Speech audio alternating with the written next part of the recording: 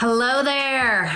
I hope you are doing great today. My name is Teresa Cantley, and I am a business growth strategist and resilience specialist. And I help small businesses and local business owners to grow their business by developing processes. And that's what we're going to talk about today. Most people don't like processes. So if you're listening to this and you're thinking, ew, I'm telling you, the more you can put processes into your business, the more you are going to be able to do more. You're going to have more freedom and you're going to be able to scale your business faster. And here's why, and we're going to talk about it because I don't look at processes. Some people will say, a lot of business consultants will say, okay, here's how you have to do processes. I mean, back in the day when I was in the laboratory equipment industry, we always heard about Lean Six Sigma, black belts, and, operating lean. And that's not how I look at it. It's important, yes, but I teach it a little differently. Okay. So I wanted to give you 5 reasons or 5 things. If you're looking at your business and you're thinking to yourself, I don't really know if I need to put processes in. I mean, one of the things I hear a lot from people about is I'm a small business. I don't need processes, or I'm creative. Processes are only for corporate America. I'm a creative. I don't need processes because if the more processes I have, the more I won't be able to be creative.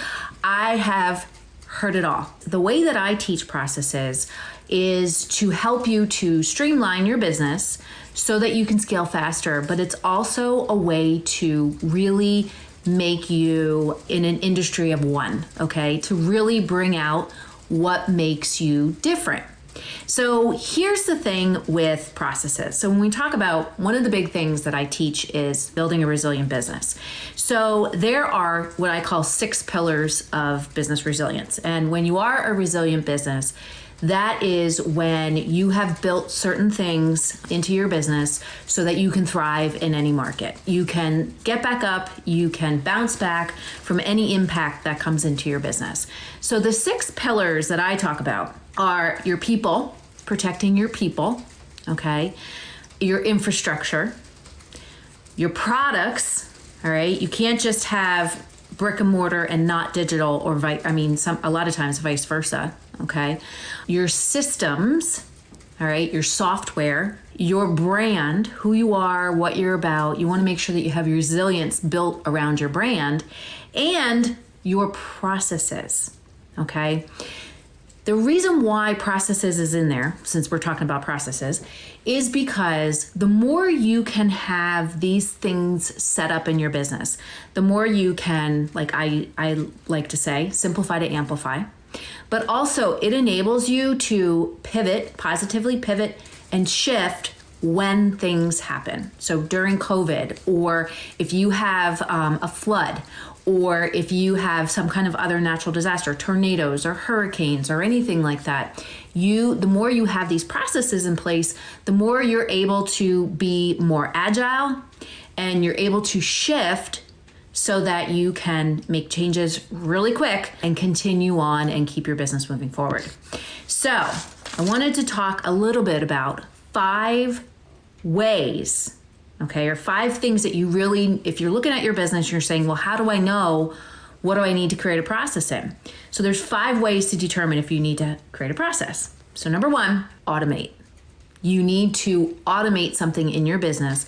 If you're doing something repeatedly over and over and over again and it's manual, all right, or it's just something that you just do constantly, you might want to think about, do I need to automate that? Okay, is it something that I can automate? One of the easiest things to think about is, I've talked a lot to people about email sequences, and sending out welcome emails. Figure out, instead of manually sending it out, okay, sending out a nice thank you note, for when somebody buys something is great. But if you can automate email sequences to say, okay, the person bought, then we're going to send them an email, perfect. Second thing is if you need to delegate something. So again, especially if you're a business owner, you are a leader, looking at what you're doing and saying, is this the best use of my time? Am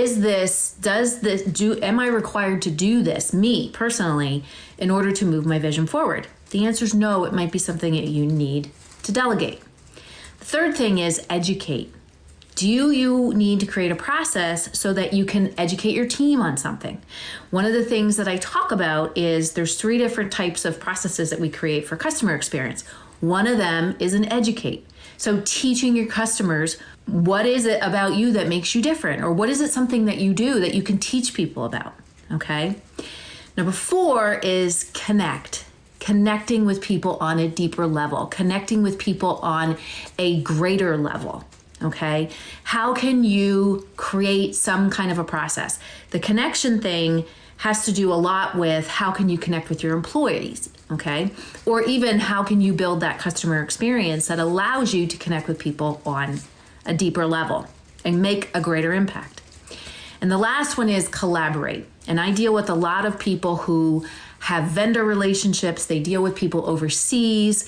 How can you collaborate with them even better? We talk about supply chain management to create a sustainable, agile supply chain, okay? So that if something happens to one of your vendors, you're not going to be stuck.